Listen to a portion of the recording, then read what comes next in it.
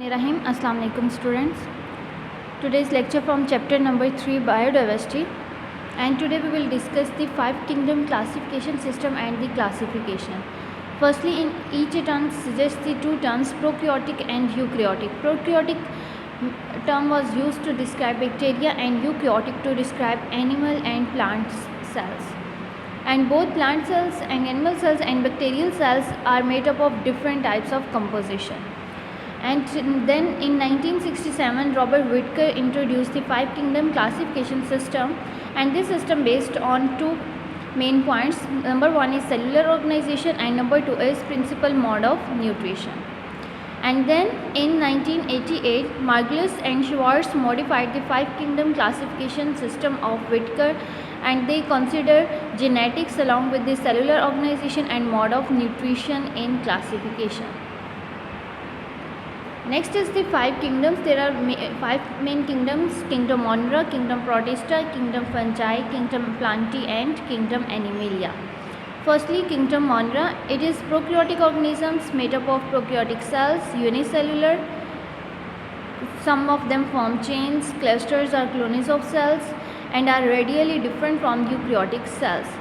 And they are heterotrophic, but some of them also perform the photosynthesis because they have chlorophyll in their cytoplasm.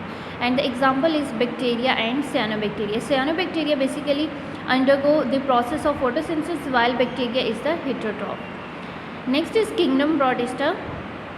It includes eukaryotic unicellular and simple multicellular organisms, and there are three main types of protists: algae, protozoans, and fungi-like.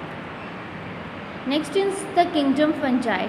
It is eukaryotic, multicellular, and heterotrophs, which are absorptive in their nutritional mode. Heterotrophs which do not prepare their own food, okay, and nutritional mode is the absorptive in nature, like mushroom. Mushroom is a fungi, and some of the fungi are decomposers. They live on the dead organic material, secrete digestive enzymes, and absorb small organic molecules formed by the digestion of enzymes. Next is the Kingdom Plantae. It includes eukaryotic multicellular autotrophs. Plants are always autotrophs because they have a chlorophyll, and that's why they are autotrophic in nutritional mode, can prepare their own food by the process of photosynthesis. Next is they have multicellular sex organs and form embryos during their life cycle, and the examples are mosses, ferns, and flowering plants. Next is Kingdom Animalia. They are eukaryotic multicellular but are consumers because they cannot prepare their own food, and the mode of nutrition is ingestion, okay. So they live mostly by ingesting food and digesting it within specialized cavities. They lack cell wall and show movements. This is the diagrammatic representation of kingdom. 5 kingdoms: firstly Monera, then Protista, then Plantae, Fungi, and Animalia.